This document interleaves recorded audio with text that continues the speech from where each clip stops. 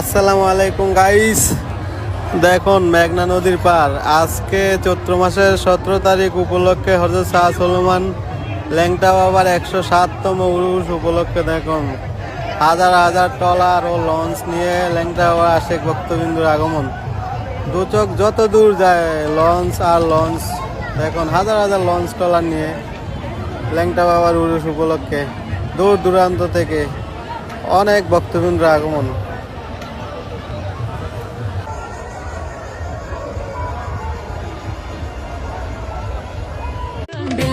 Suleman lengta, dohai lengta, kata kela, kelle